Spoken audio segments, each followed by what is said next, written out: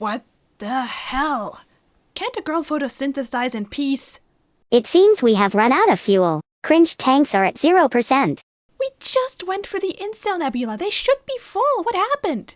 It appears the gained cringe was not potent enough to last. Of course. Great. Fantastic. Now what do we do? I recommend refueling. Refuel where? We're in the middle of space fudge nowhere. We could attempt to generate new cringe, perhaps by transmitting to some sort of online platform, using the files you have made titled rewrites. What? These aren't mine. I've never seen those before. I predict a 99% chance that putting these rewrites on a YouTube channel will result in viewership, and therefore, cringe. What? HC, who the heck would want to listen to that? Well, I also have this file titled Captain Z Log, beginning cringe extraction by reciting Dear Diary, today that hot ambassador from Gamma Sit. Rewrites it is.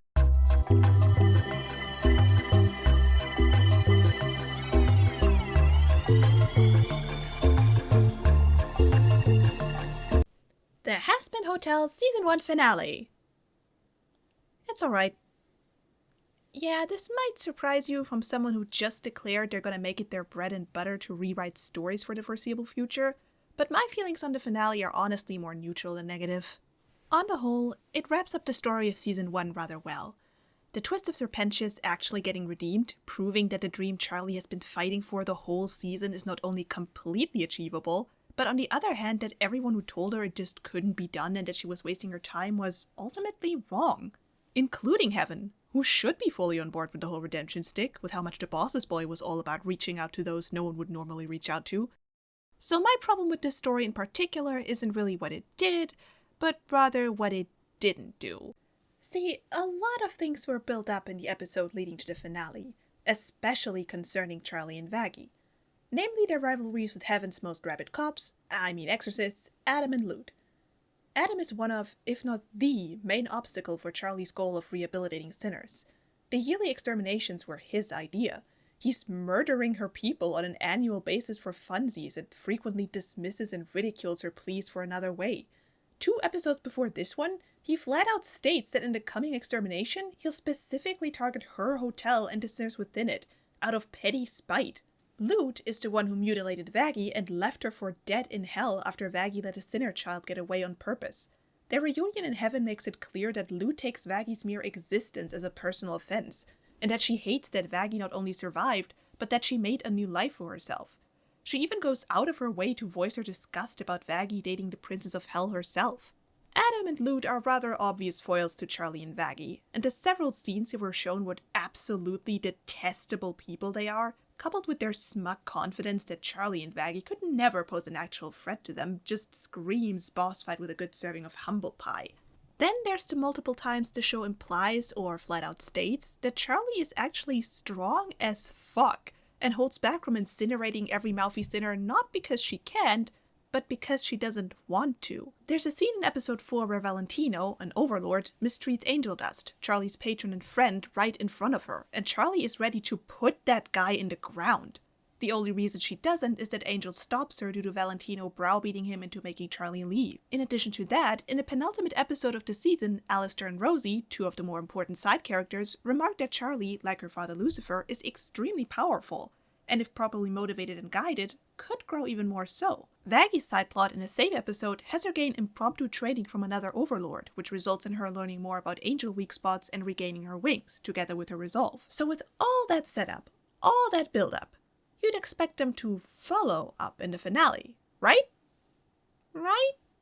Well, no. What actually happens is that Charlie and Vaggie get to strike cool poses for a few times, then get the shit beaten out of them by Adam and Lute.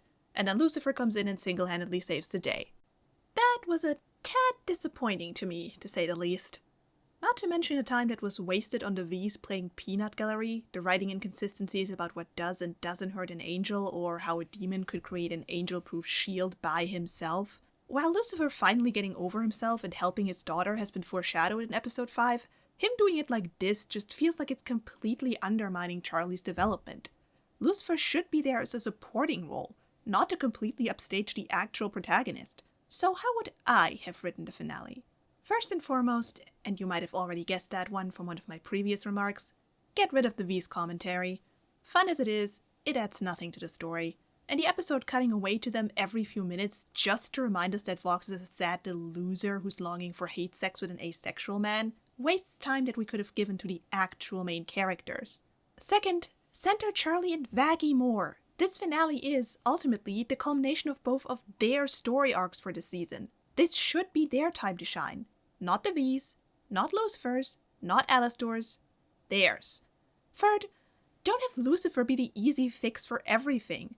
There are ways to have him support Charlie in the finale without fighting her fights for her. The very first episode even gives us an excuse for why Lucifer wouldn't be able to fight in the war against the Exorcist. The pardon. The only reason you're still here is because Daddy gave you and your hellborn kind a pardon from an exorcist blade. How does that feel? To know how little you matter. Since Lucifer agreed to the exterminations in exchange for the hellborn being spared, it would stand to reason that heaven hit him with a sort of non-interference clause, in case he regretted his decision. So you'd have to find a different way for him to help Charlie, at least until the exorcists cross the line first. Fourth, give some credence to the claim that Charlie is as powerful as her dad. I'm sorry, but you can spend an entire season glazing a character and then show her go out in one hit. Charlie, I love you, but you can't blame anybody for putting you on fraud watch after that. With all that established, let me tell you how I'd write Hazbin Hotel Season 1, Episode 8, The Show Must Go On. We open on Vox spying on the Hazbin Hotel through his camera drones. On multiple screens we see the hotel staff and the cannibals prep the hotel for the coming angelic assault, fortifying the windows, digging trenches and erecting cannons. Vaggie is teaching what Carmilla taught her about angel weak points to a group of eagerly listening cannibals.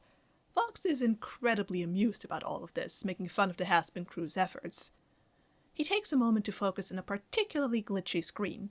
Through the distortions, we can barely make out Alistair talking to one of the cannibals. Vox gloats that apparently Alistair's little hotel idea didn't work out so well, and adds with a little too much enthusiasm that he cannot wait to see Alistair get fucked. Back at the hotel, Charlie watches as the cannibals eagerly swing around their new angelic weapons. Some are even starting to discuss recipes for the angel meat they're hopefully about to get. The sound of footsteps draws her attention. Vaggie, finished with her impromptu class on exorcist anatomy, is walking up to Charlie, spear leaning on her shoulder. Charlie confesses that she wishes her mother was here to see this, and Vaggie, giving her an encouraging smile, says that wherever Lilith is, she'd be proud of what Charlie's accomplished. They both watch the cannibals and their preparations. Vaggie remarks that they seem ready to fight, then asks, "Are we?" Charlie opens her mouth to answer, but before she can, Sir Pentious bursts out of the hotel's entrance doors, bombastically announcing that there's no reason to fear. He's fortified this entire building with the contraptions of mass angelic destruction, and has trained the cannibalistic rapscallions into an army primed for glorious combat. Vaggie asks just what the hell is up with his outfit change, and Pentious reveals that he's now the self-appointed general of their armies. Charlie giggles at his antics, but thanks him nonetheless, clearly grateful for all the effort he's been putting into this. That's when Nifty comes out as well, asking if there's anything she can do. Charlie does an exaggerating thinking pose before summoning an angelic knife and handing it to Nifty, telling her to stab every angel she sees. Nifty is obviously excited at the prospect of stab. She immediately proceeds to act on Charlie's order by running towards Angel Dust, who's talking to Cherry. Angel barely manages to avoid her by jumping up a nearby column, and Charlie hurries to pull Nifty away, specifying that she didn't mean him. Nifty shrugs and runs off to look for someone she is allowed to stab. With the danger gone, Angel swoops down from the pole to walk over to Charlie and Vaggie. He says he doesn't know about them, but he could definitely use a drink before the next person tries to murder him. Both him and Charlie then look at Vaggie. Vaggie's confused as to why, and Charlie, in her usual desperate-to-be-polite tone, points out that normally Vaggie doesn't react well to someone suggesting that they indulge in what some might consider less than ideal behavior, which Angel then ruins by helpfully stating that, yeah, Vaggie's usually a hard ass. Vaggie just shrugs, saying that, yeah, usually she'd probably be against it.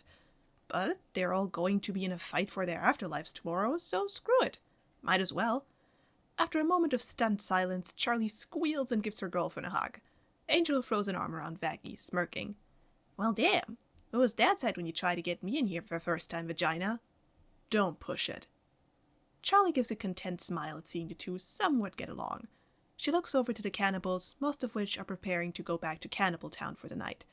Charlie walks over, making sure to thank every single one for helping before she sees them off.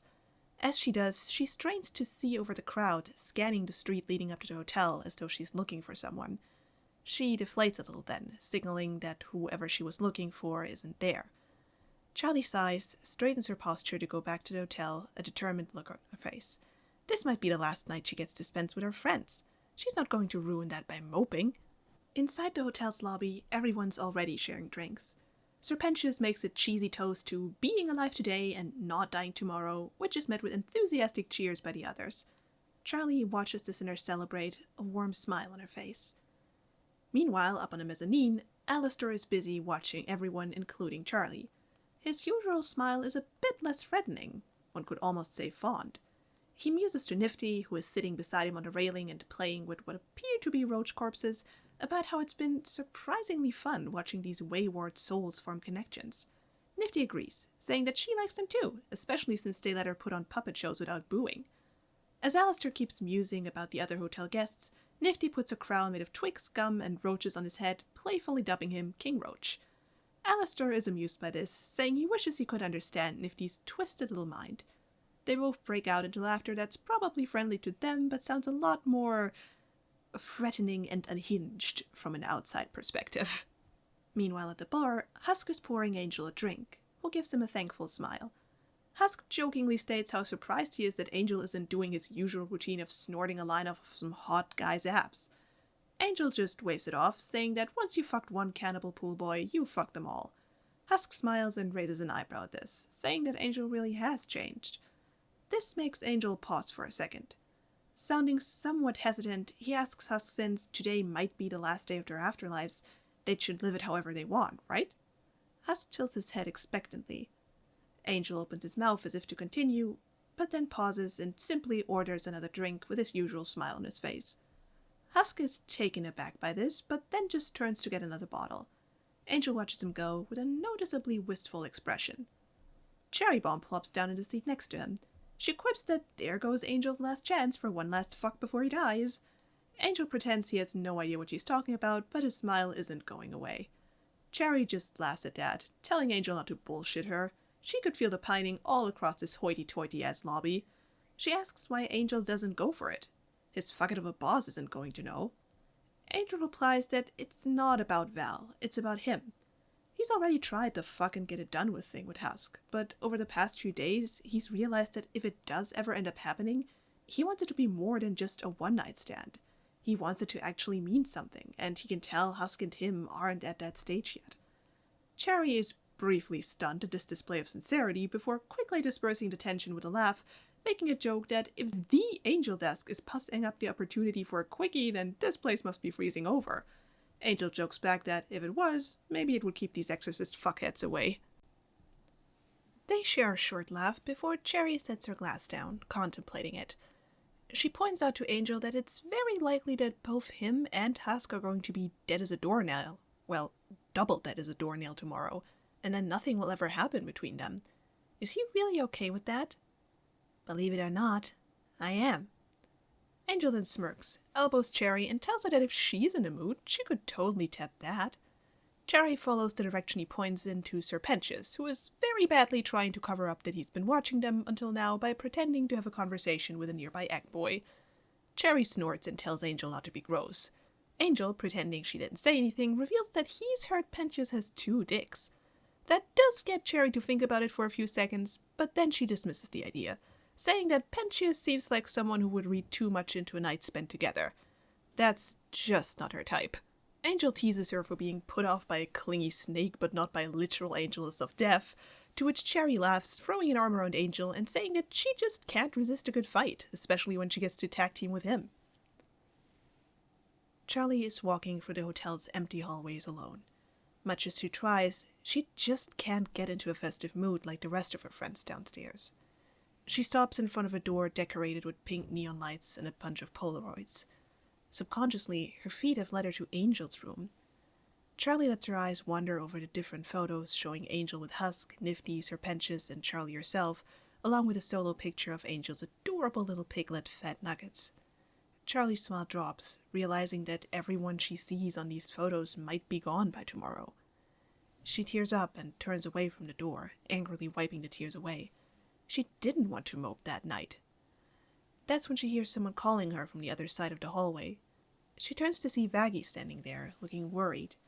Charlie forces a smile and says that she's alright, just overwhelmed. Vaggie jokes that anyone would be and walks over to gently wipe her girlfriend's tears away. Charlie confesses that she feels disappointed with herself. She's supposed to lead everyone into a war tomorrow, so shouldn't she be more confident?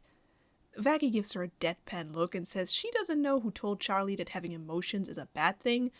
No, scratch that. She has a pretty good idea who. The point is, there's nothing shameful about feeling overwhelmed by a bad situation. Sometimes you just can't take it all on your own. Sometimes you just need a shoulder to cry on for a moment or two. You've been that person for everyone in this hotel for the past 6 months. Now let me be that person for you. After a second of hesitation, Charlie breaks down, throwing herself into her girlfriend's arms to cry. She admits that the coming battle scares her, because out of the residents of the hotel, she's the only one protected by the pardon that forbids exorcists from killing Hellborn. What if at the end, she's the only one left? This is where we'd get the reprise to More Than Anything, ending with Charlie and Vaggie sharing a kiss. The two then return to the lobby, both feeling a little better after everything's been laid open. Vaggie suggests getting a drink, since everyone seems to be really into that. Charlie gives her a curious look and asks if people were drinking in heaven. Vaggie answers, kind of.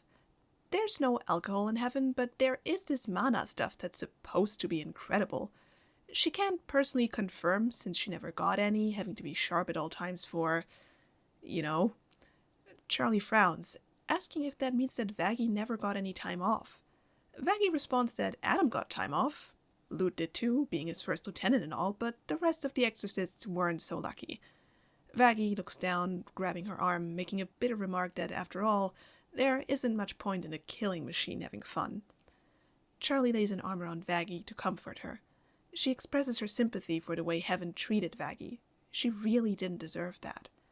Trying to lighten the mood, Charlie then adds that, on the bright side, now they get to have their first drink together, which Vaggie can't help but chuckle at and agree with. They make their way over to the bar, with Charlie excitedly chattering about how there's so many drinks with funny names she wants to try. Angel told her about them, and like 80% of them sounded really inappropriate, but the other 20 were fun. There's a sharp knock on the door, making Charlie freeze. She immediately rushes towards the entrance, smile wider than before. Vaggie is confused, asking if the cannibals forgot some of their finger food, with her mildly disgusted tone making it clear she'd rather that not be the case. Charlie responds that no, but they have been expecting one more guest. That confuses Vaggie even more, since that's news to her. Charlie enthusiastically pulls the door open to reveal none other but Lucifer standing on the other side, greeting his daughter with a small but loving smile. Charlie, absolutely delighted, pulls her dad into a hug and spins around, not even noticing that she's lifted him off his feet in the process with how happy she is that he's actually made it. Lucifer laughs, asking Charlie if she really thought he'd missed the chance to screw with heaven about how they treated his little girl. Charlie sets him down and, wiping a small tear from the corner of her eye, sincerely thanks him for coming. Lucifer lays a hand on her shoulder, saying that he did promise to support her dreams, and that hopefully this will at least start to make up for all the years that he's missed. Charlie visibly has to fight tears, but she manages, barely, and instead settles for a warm smile as she offers Lucifer to say hello to everyone at the bar so they can tell them exactly what they have planned. Lucifer agrees, but adds that he's not going to shake hands with a rude prick with a weird voice. Charlie laughs, saying it's fair enough, but points out that she introduced Alistair to Lucifer before, to which Lucifer nonchalantly replies that it must have slipped his mind before ambling over to the bar. Vaggie walks up to Charlie as they both watch Lucifer awkwardly sit down on one of the stools and greet a stumped-looking angel, Cherry, Pentious, and Husk. Vaggie asks when Charlie called him, and Charlie responds that she did almost right after they acquired the cannibal support and the angelic weaponry. Vaggie is surprised, since Charlie's usually much more reluctant to ask her father for help, and Charlie replies, with a grave expression, that their friends' lives are on the line. She can't let personal hang-ups let her keep from doing everything in her power to protect them. With a rueful smirk, she then adds that, besides, what better way to bond with your estranged dad than fighting off a divine invasion together, right? Vaggie chuckles and says that, sure. Vaggie and Charlie walk over to the bar just in time to hear the tail end of Cherry's and Angel's excited ranting. Cherry can't believe that she's sitting next to the King of Hell. She asks if the snake curled around Lucifer's top hat is alive, even leaning forward a bit to try and poke it.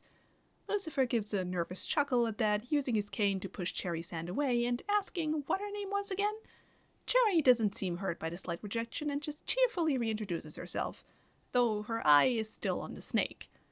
Angel questions whether the battle the next day will even count as such with Lucifer around, with Husk agreeing that a single punch from him would probably be enough to send all these feathered fuckers packing.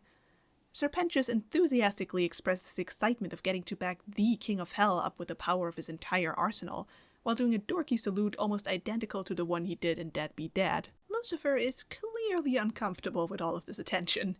He glances to the side, saying that, yeah, about that. Charlie helpfully speaks up as she steps to her father's side, revealing that Lucifer isn't going to fight. Lucifer then reminds everyone that he did make that deal with Heaven all these years ago when the extermination started. Every Hellborn receives a pardon from the extermination, and he doesn't pluck any exorcists out of the sky. Cherry understandably calls bullshit, throwing up her arms in frustration. That's when Alistair jump scares everyone by suddenly appearing out of nowhere, as he does, to point out that this makes Lucifer's presence at the hotel pretty much pointless. Nifty, who teleported in with Alistair, takes this opportunity to climb up Lucifer's chest, which visibly freaks him out a little. Charlie plucks Nifty off her dad and says that that's not exactly the case. Everyone stands Alistair and Nifty gives her a confused look. Husk asks what that's supposed to mean, leading to Charlie and Lucifer sharing a conspiratorial smirk. See, the thing with making a deal with the devil is, you always gotta be careful with your wording. The morning of Extermination Day, Adam has his exorcists assembled outside Heaven's gates, already hyping them up for the slaughter to come, with Lute backing him up and showcasing a disturbing level of eagerness. Adam tells the exorcists to prepare to slaughter every sinner in the hotel. Then, his cruel grin widening, he asks if any of them remember Vaggie, to which the exorcists start to collectively boo and proclaim their hatred for their former sister. Lute once again screams her approval for brutalizing Vaggie to an extent that unnerves even Adam. Adam proceeds to offer whoever slays Vaggie a reward of 1,000,000 heaven bucks, though the reward part sounds suspiciously like he just made it up on the fly. The exorcists cheer once again, probably more excited at the thought of slaying a traitor than the reward. Adam, obviously pleased with the protection, proceeds to call the exorcists to arms as a portal to hell opens above them. The exorcists take to the air, laughing with bloodthirsty joy as they enter their hunting grounds. In front of the hotel, Charlie takes a moment to readjust the big golden shield strapped to her arm, throwing nervous looks at the red sky. Once she's satisfied that it won't slip off at the most inopportune moment, she turns to look at the small army assembled on the hotel grounds. The cannibals are wielding an assortment of bladed weapons, looking to the sky with some even drooling or licking their lips a bit in anticipation of all the angel meat they're about to net. Charlie's friends have been given more individual weapons, aside from Nifty, who seems more than content with the small dagger Charlie's given her, and Vaggie, who is still wielding her angelic spear. The residents, too, are doing one last check on their arsenal, throwing cautious, tense looks upwards now and again. Lucifer walks up beside Charlie, commenting on how it won't be long now before the fighting starts. He smiles up at her, asking how she's feeling, and Charlie admits that she feels like she's about to throw up, giving a shaky smile of her own. Looking back at the crowd, she wonders whether she should give a speech or something, and Lucifer shrugs and says that a good before-battle speech never hurt anyone. He lays a hand on Charlie's back and encourages her to go for it, assuring her that she's got this. Charlie is visibly grateful for the vote of confidence, then makes her way to the crowd. The others notice her as she walks past them, Vaggie being the first to look up when she does. As Charlie arrives in the front of the crowd and clears her throat, a red microphone suddenly appears in front of her. Charlie turns to see Alistair offering her his microphone cane, smiles surprisingly sincere as he does so. Charlie gives him an appreciative nod before taking the mic, then turns to face the crowd while Alistair takes his place among the others, right next to Lucifer, who glowers at him for a second before turning his attention back to Charlie. After steeling herself a bit, Charlie gives the speech from the original episode, thanking everyone for coming, especially those who aren't staying at the hotel yet. She teasingly calls out Cherry by name, who gives a cocky salute in response. Charlie's speech is also briefly interrupted by both Lucifer and Vaggie enthusiastically and loudly cheering for her, which Charlie acknowledges with a light giggle. She ends the speech on an emotional note, expressing her love for the hotel residents. The mood is kinda ruined when Nifty, with a maniacal laugh, screams that they're all going to die, with Vaggie quickly starting to clap to draw everyone's attention away from the thought of dying, though most of the cannibals seem more amused at Nifty's outburst than anything else. There's a loud, ominous thunderclash in the sky as the heaven portal slowly tears open over Pentagram City. Charlie immediately calls the start of the battle, and Vaggie slips into her commander persona, ordering everybody to take position. The residents and cannibals fan out to cover the grounds. Serpentius slithers to the artilleries erected around the hotel, barking orders at the egg boys manning them. Charlie hurries over to Alistair to return his cane, telling him and Lucifer to get to the roof. Lucifer is eager to comply and starts to summon his wings, only for Charlie to hastily remind him that they were going for stealth, and 6 golden wings ain't exactly stealthy. Lucifer droops a bit as he retracts his wings. Alistair then speaks up and, with very obvious schadenfreude in his voice, says that mayhaps this method of transportation would prove more suitable. Lucifer rolls his eyes and crosses his arms, but agrees. Alistair, reveling in getting to one-up Lucifer in something, taps his microphone on the ground. The two men are swallowed up by a dark void underneath them, with Lucifer threatening to kill Alistair if he gets any eldritch goop on his suit. The portal in the sky fully opens, and exorcists start to spill out and cover the blood-red sky, whooping and hollering as if the slaughter they're about to commit is nothing more than a trip to an amusement park. Charlie watches them, a determined glare on her face. Vaggie marches up next to her, and her own army assembles behind her. As the angels start to descend on them, Charlie gives a rallying cry, telling her army to fuck them up. Everyone cheers, and they charge towards the angels together. Up on the hotel's roof, Alistair and Lucifer emerge from the dark green void, Lucifer stumbling a bit as he does so. He waves a hand in front of where a nose would be on a normal face, then demands to know just what Alistair is feeding the things in there. Alistair nonchalantly replies, the souls of disrespectful sinners, mostly. Lucifer just gives him an unimpressed look and fixes his collar. Alistair remarks that the battle seems to have started without them, glancing at the ongoing fight below. Lucifer flinches and whirls around, hurling himself at the roof's edge to look while Alistair watches him with amusement. He then extends a hand towards Lucifer, asking if they should get going.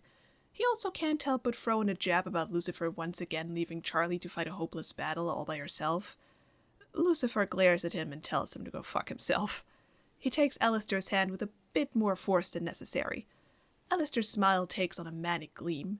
He looks towards the sky, raises his cane, and swings it over his and Lucifer's heads. A gigantic magical shield forms around the entire hotel, glowing in Alistair's dark green, but also infused with golden vein-like lines, representing Lucifer. A number of exorcists crash against the shield while at full speed, leaving gold-colored splatters. Outside the shield, Adam and Lud watch in confusion as about half of their attack force is stopped in their tracks. Lud calls out that the enemy seems to have some kind of shield, to which Adam has a very annoyed reaction because, duh, he can see that. The shield starts to sprout shadow tentacles, each one armed with an angelic weapon. They hack away at the exorcists, sending limbs, heads, and torsos spiraling down to the ground. Lud lets out a frustrated scream at their vain efforts and dives in to attack the shield herself, brandishing her sword. The tentacles try to cut her down too, but Lud skillfully dodges them. She's not lieutenant for nothing, after all. Adam stares at the massacre in front of him in anger and disbelief, baffled that their own weapons are what's killing his soldiers. He's also confused how a lousy demon magic shield is even able to withstand the angelic onslaught. That's when he spots Alistair and Lucifer on the roof. He growls, spitting venom at the fucking snake-faced bitch interfering. Lud, at hearing the sudden, unfiltered wrath in her commander's voice, turns around in confusion, but Adam is already soaring over the shield until he reaches a point that's close to the roof. Adam calls out to Lucifer to get his attention. Lucifer grins mischievously upon seeing Adam, unfolding his wings to fly up to him. Adam, buddy, fancy meeting you here. So, this is what you've been up to since Eden? Gotta say, you really let yourself go. Adam slams his fist against the shield. Cut the shit! We've had a deal, you fucking apple-looking asshole! Lucifer leans back in the air, checking his nails. Yeah, I remember. I don't attack any exorcists. You don't kill any hellborn. But would you look at that? I'm not attacking shit. Adam opens his mouth to counter-argue, only to realize that he can't. Lucifer's right. Inside the shield, the sinners are attacking the exorcists in full force, taking advantage of their enemies' lines being in disarray after the shield's gone up. On the ground, Nifty is zigzagging between the downed angels, maniacally giggling while driving her small dagger into any angelic bodies that so much as twitch. Charlie and Vaggie are fighting back to back, with Charlie repelling and blocking attacks with her shield, while Vaggie drives her spear into any former exorcist sister who gets too close. Charlie is ecstatic about the shield working, so much so that Vaggie has to remind her several times that they're currently in a life or death battle. Vaggie at one point worriedly questions what they'll do if Adam just decides to attack other areas of the Pride Ring, to which Charlie scoffs and says that Adam isn't going to miss the chance to exterminate them personally. He's too much of an immature dickwad for that. Vaggie chuckles and admits that that's true before they both refocus on the fight. Adam is still hovering above the shield, seething about his girl's inability to breach or even just damage it. Though they have been getting wise to the shield's defenses, so at least less of them are currently getting hacked to pieces. Adam's eyes narrow as his hands curl into fists shaking with rage. And then, he finally has enough. He draws back, then launches himself right at the shield, cloaking his fist in holy power. With an earth-shattering crash, Adam's fist collides with the shield's surface. The impact shakes the whole area and sends ripples across the barrier. Everyone within the shield freezes, staring up. Slowly but surely, cracks begin to form over the shield, angry jagged lines disrupting the smooth exterior. Lucifer's eyes widen at the sight. He raises his hand and golden light, distinguished from Adam's by a slight red hue, and closes the cracks and mend the shield. Lucifer sighs in relief as Adam watches him, a nasty grin spreading over his face. He gloats that it looks like Lucifer's not so strong after all. Lucifer shoots back that he's strong enough to take Adam. Adam retorts that may be so, but how much at once will Lucifer be able to take? Before Lucifer can answer, Adam flies high up in the air, cracks his knuckles with an ominous smile, and orders the exorcists to start penetrating. Everyone in and outside the shield reacts to this rather awkward wording as you'd expect. Adam gives an exasperated sigh, snapping that they know what he means, then gives the much less innuendo-laden order to attack. With renewed vigor and fierce battle cries, the exorcists start to try and pierce the shield again, the armed tentacles hardly bothering them anymore. Adam throws himself at the shield with a holy punch. This time, entire patches of the shield fall off, allowing singular exorcists to file through. Lucifer quickly mends the shield again, but the attacks don't let up. The exorcists continue to pile on from every angle, and where their attacks were fruitless before, now, with Adam backing them up, they begin to show results. Some of them even manage to create openings of their own, despite Lucifer's best efforts to reseal the shield as fast as possible every time it's breached. Lucifer is hovering in midair, putting his entire being into keeping the shield up. He grits his teeth as he holds his glowing hands up in the air, unable to move lest the shield break to an irreparable degree. Down below, the sinners are doing their best to deal with the sudden influx in exorcists, but more and more of the cannibals are overrun. Serpentius is taken to the balcony, directing the remaining forces as best he can by shouting semi-helpful orders. The shield is looking more and more battered by the second. Alistor's black-greenish magic has retreated further and further with every hit, leaving Lucifer's red-golden power to pick up the slack. Another one of Adam's punches hits the shield, making Lucifer flinch. The effort it takes him to keep the shield up is starting to show. The glow around his hands is weakened and sweat is running down his brow. Adam grins at seeing Lucifer struggling. "Feeling the fucking pain yet?" "Nope, I'm good. You sure you're an angel? 'Cause I've had an angel punch me before, and let me just say, no comparison." Adam's smile twitches at that, and his eyes gain a menacing glow. He leans in, smile becoming cruel. "You know, I always wanted to ask, how does it feel to be the most hated being in all of creation?" "Well, your first wife didn't seem to hate what I had to offer." "Or the second." Adam's smile drops. He draws back again and hits the shield with a punch that's far more brutal than the preceding one, shaking it to its core. Lucifer cringes, grunting with effort as he fights to keep the shield standing. "When I'm done with this stupid fucking shield, I'm gonna tear every pathetic sinner down there to pieces, and then I'm gonna punch your bitch-ass daughter's face into the fucking concrete." Lucifer glares at Adam, baring his teeth. "You're not laying a hand on my daughter, you piece of shit!" Lucifer lets loose a defiant roar, emitting a blinding light from his body. Horns sprout from his head, his sclera turn red while his pupils become gold and a flaming halo forms over him. The shield stops flickering as the gold within it overtakes it, solidifying it and sealing every single opening the exorcists have managed to create. Adam snarls that if Lucifer's bringing out the big guns now, so will he. He flies back a bit and holds his palms opposite each other, a bit like he's praying. A ball of sparking light forms between them, and once it's finished, Adam thrusts his hands towards the shield. A beam of holy light crashes into it. Lucifer trembles with effort, growling, but he continues to hold up his arms. Adam keeps up the attack, his eyes narrowing as he fights to keep the beam stable. Eventually his arms drop to his sides, and he looks at the shield expectantly, panting. There's a small opening, but it's not even big enough for one exorcist. And it's rapidly closing. Adam's face falls as he gives a frustrated snarl. But then his eyes land on someone within the shield. An all too familiar figure dressed in red, with a smaller shield of her own. Adam's features twist into a cruel smile. Noticing the shift in Adam's demeanor, Lucifer follows his line of sight. His eyes widen in horror when he sees what, or rather who, Adam is looking at. He turns back to Adam, only to see the angel prepare another holy light attack. Before Lucifer can do anything, Adam fires a holy light beam towards the opening in the shield. Without hesitating, Lucifer calls out to Charlie, breaks away from his position, and throws himself right in the holy light's path. On the ground, Charlie hears her father's voice, and the sheer desperation in it makes her turn around, just in time to see the attack hit him. There's an explosion of light, temporarily blinding her, but she still hears Lucifer screaming in pain, and when the light subsides, Charlie watches in horror as her father plummets to the ground. Horror changes to determination as she turns to the hotel, calling for Razzle and Dazzle. The two converge on her, and a pillar of flame engulfs all three of them. When it recedes, Razzle and Dazzle have changed into much bigger, more draconic forms, while Charlie now has red horns sprouting from her head, along with red eyes with golden pupils and a golden pitchfork in place of her shield. Emboldened by their leaders' accomplishments, 5 of the exorcists take aim at Charlie, who, without even looking, shoots golden fireworks at them that tear them apart into gold-colored gore. There's a small comedic moment of Vaggie watching the mutilated bodies fall to the ground with her eye widened and a slight blush on her face. Without even acknowledging what just happened, Charlie turns to Vaggie with burning anger in her eyes and calls to her so they can ride. They hop onto Razzle's and Dazzle's backs and head straight for Lucifer's impact site, with any exorcist foolish enough to try and intercept them being met with further lethal firework attacks. Outside the shield, Adam laughs maniacally as he fires one final holy light beam.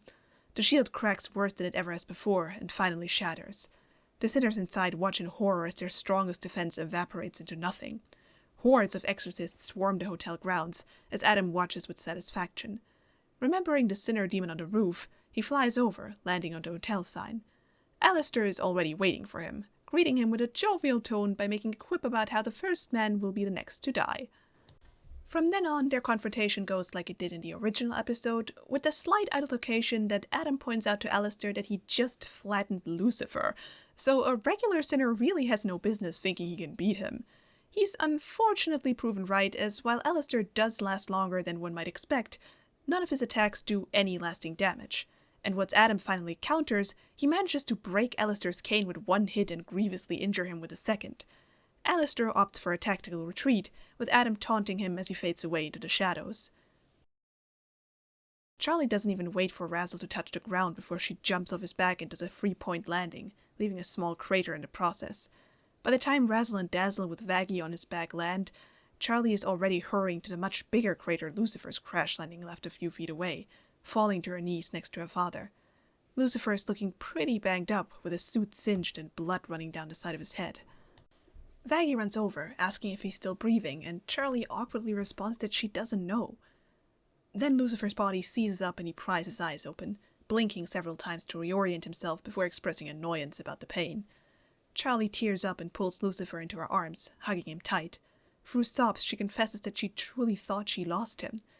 Lucifer flinches at his injuries being aggravated, but plays it off by jokingly asking if Charlie really thought he'd let a nobody like Adam finish him off.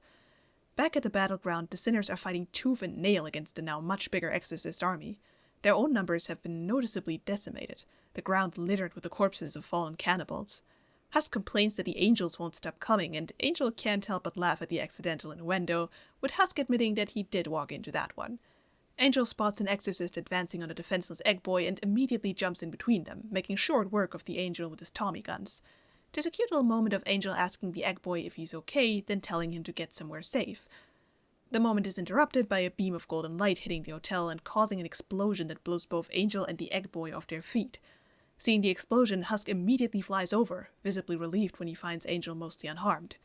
They both look up at the sky where Adam is flying above the hotel, shooting light beam after light beam while laughing like an absolute madman.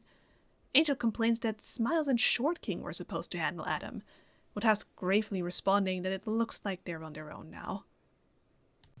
Back with Charlie's group, all of them turn to the hotel at the sounds of multiple explosions, witnessing Adam's rampage. Charlie gives a demonic growl, but then her anger turns to sorrow as she realizes that if Adam attacks the sinners freely, Alistair is most likely dead.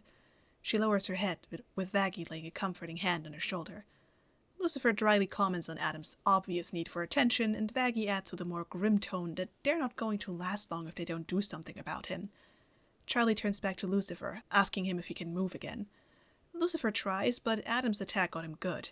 He barely manages to sit up before groaning in pain and falling back into Charlie's arms.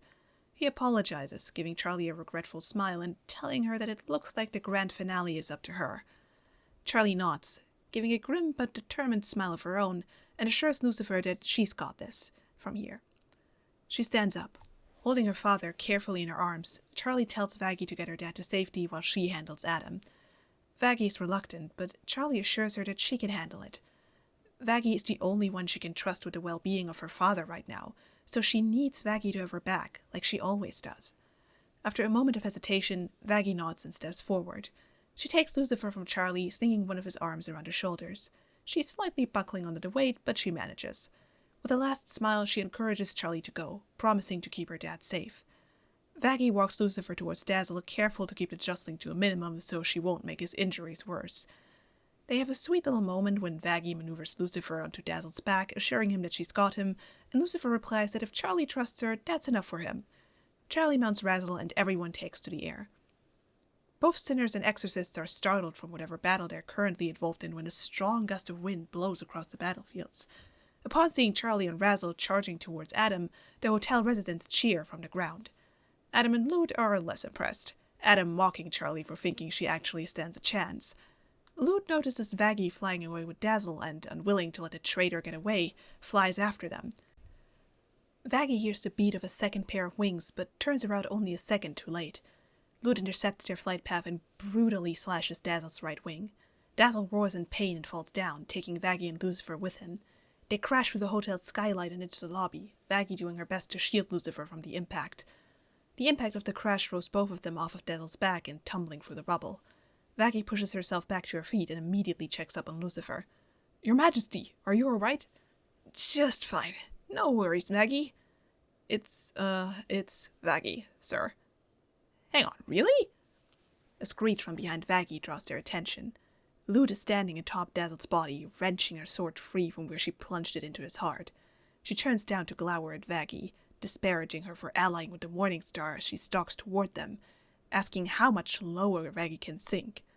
Vaggie steps in front of Lucifer as Lute proclaims she'll enjoy ending both of their wretched existences.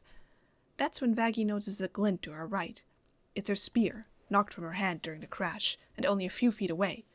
Lute hasn't noticed it yet, too focused on her hated rival and the King of Hell. In an effort to distract Lute, Vaggie reminds her of the pardon, but Lute dismisses this, saying heaven won't care much once Lucifer is dead. The exorcists will just claim it happened in the heat of battle. And with Vaggie gone, too, there'll be no one left to disprove it. Lucifer laughs at that, drawing both angels' attention. "Wow, heaven really knows how to pig him, huh?" "What?" "Oh no, don't let me interrupt your little holier-than-thou spiel. Helps you stand out a little more." "Do you seek to deceive me, serpent?" "It's just the wrath, the pride, the greed, all that. Impressive. All I'm saying is, you fit right in down here." Lute gives an enraged roar as she raises her sword and lunges at Lucifer, only for her blade to be met with a shaft of her spear, completely blocking her strike. Lucifer managed to distract Lute long enough for Vaggie to reclaim her spear. Vaggie shoves back against Lute, sending her stumbling backwards. As she regains her balance, Vaggie rotates her spear so that the pointed tip is now aimed at her former lieutenant. Lute glares at Vaggie, hatefully proclaiming that before she'll take Vaggie's life, she's going to gouge out her remaining eye. To which Vaggie simply responds, "Try it, bitch." Back in the sky, Charlie has looked on in horror as her loved ones were attacked and crashed into the hotel. She calls out to them and makes Razzle turn around to follow. only to be intercepted by Adam. Adam releases a golden shockwave for a riff on his guitar before Charlie can react. Razzle and Charlie take a direct hit that throws them toward the hotel and crashing into the sign. The sign collapses on top of them, trapping both the princess and her bodyguard. Adam mocks Charlie about risking her immortal life for some no-good sinners as she pulls herself out from underneath the rubble. When Charlie shoots back that these sinners are her family, Adam just doubles down, telling Charlie that she should have stayed in her place. From the balcony, Serpentius watches Adam's attack on Charlie unfold, visibly anxious. With a determined look, he steels himself. He knows what he has to do now. From the corner of his eye, he spots Cherry on the battlefield and calls out to her. Cherry complains about being distracted from the fight, asking if he's crazy. Pentius confirms that he most likely is, then confesses right there that he loves Cherry and begs her to remember him. Before she can react, he retreats into the hotel and to his airship that has miraculously stayed untouched from the fighting. Pentius' sacrifice goes like it did in the original show, with the airship's weapon charging up and being only a little too late to fire before Adam notices it and blasts it and its captain and crew to dust, with a single holy blast from his finger, while Charlie and the hotel residents can only watch. After taking care of the ill-fated assassination attempt, Adam redirects his attention to Charlie, flying close to mock her some more, only for Charlie to give a roar of rage and anguish and burst out from the rubble, ramming her pitchfork into Adam's shoulder and using the leverage to launch him across the roof and into the broken skylight. Cue the epic "That's Princess of Hell to you, pig" moment. Adam stares at the deep puncture wounds on his shoulder in disbelief, shocked that attack, other than anything else that's been thrown at him so far, actually hurt. At seeing Charlie slowly advance on him, tail flicking and sheer anger in her eyes, Adam gets to his feet and decides to take advantage of his wings, jumping up into the sky. Charlie watches him with a contemptuous sneer, then flings a magical firework at the rubble behind her, freeing Razzle. Razzle pushes himself up and runs to Charlie's side. Charlie hops onto his back as soon as he's close enough, and without stopping, they take off to go after Adam. Down in the hotel, Lute and Vaggie are going at each other. Lute repeatedly tries to gouge out Vaggie's remaining eye, but unfortunately for her, that makes her predictable. Using Carmilla's teachings about a reckless fighting style of angels, Vaggie relies on defense and using Lute's strength and momentum against her to not only disarm her, but also land several pretty painful hits. When Lute tries to give herself an advantage by flying up and attacking from the air, Vaggie simply follows her, briefly shocking Lute with the reveal of her new wings. Vaggie uses Lute's stupor to ram her way into the hotel's mezzanine, partially breaking it. Lute growls, burying her hand in the broken wood, and charges at Vaggie again. Vaggie gets ready to defend again, but Lute is now resorting to dirty tactics, throwing a handful of sawdust she's collected from the broken mezzanine into Vaggie's face, temporarily blinding her. Not giving her a chance to recover, Lute brutally slams Vaggie into the ground, making her lose her spear in the process. Lute gives her little "you were always weak" spiel she does in the original episode, tormenting Vaggie by piercing her hand with her own angelic spear. But as she prepares to pull the spear back out and finish it, she's hit with a beam of angelic magic and thrown into the wall. Vaggie pushes herself up as soon as Lute's weight is off of her. Her eyes land on Lucifer, still not back on his feet, but lowering the hand he used to blast Lute with a satisfied smirk. Vaggie gives him a quick smile back before turning to see if Lute has recovered. Lute is still scrambling to get her footing back, half of her mask broken from Lucifer's attack. Vaggie wrenches her spear out of her hand, gritting her teeth through the pain, then unfolds her wings and takes to the air again. With a quick, strong slash, she destroys the last remaining pillars holding up the mezzanine above Lute. The entire structure breaks down, burying Lute beneath it. Vaggie touches down in front of the rubble, glaring down at Lute as the sawdust clears. Lute's helm is broken off entirely now, her eyes blazing with hate as she looks up at Vaggie from where she's pinned underneath the rubble. "Do it then. Correct your mistake. You're pathetic, you know that? No, you don't get the easy way out. Live, knowing that you only do because the failure let you." Having put heaven's worst pygmy in her place, Vaggie hurries back over to Lucifer, helping him pull himself up against the wall. She thanks him for helping her, but expresses worry about his injuries. Lucifer waits it off, saying that he heals fast, and Adam's holy light is like the rest of him, weak and unsatisfying. His eyes wander to Vaggie's still unfolded wings. "So, fallen angel, huh? Yeah. Me too. Looks like we got a lot in common." Vaggie is taken aback for a moment, but then huffs a small relieved laugh. "Yeah, I guess we do." An explosion goes off overhead, making both of them look up. In the sky, Charlie and Adam are circling each other, throwing holy light and demonic fireworks. It doesn't look like either side is close to overpowering the other, but it also looks like that could change at any moment. Lucifer immediately locks in at seeing his daughter fight, throws off the pretty chart code, and tells Vaggie to follow him. They both take to the air and head for the shattered skylight, but just before they reach the opening, there's a loud crash behind them.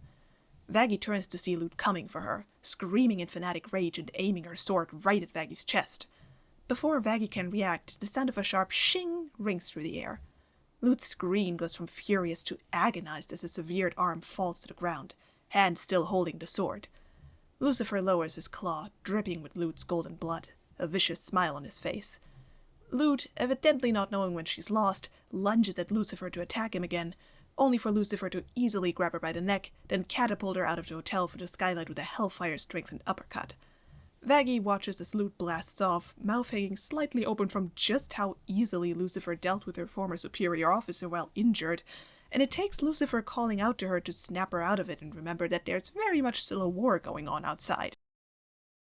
Charlie is holding her own against Adam in the sky, but both sides are giving the other no quarter, both dodging the other's attacks and retaliating with their own, with neither managing to land a decisive hit.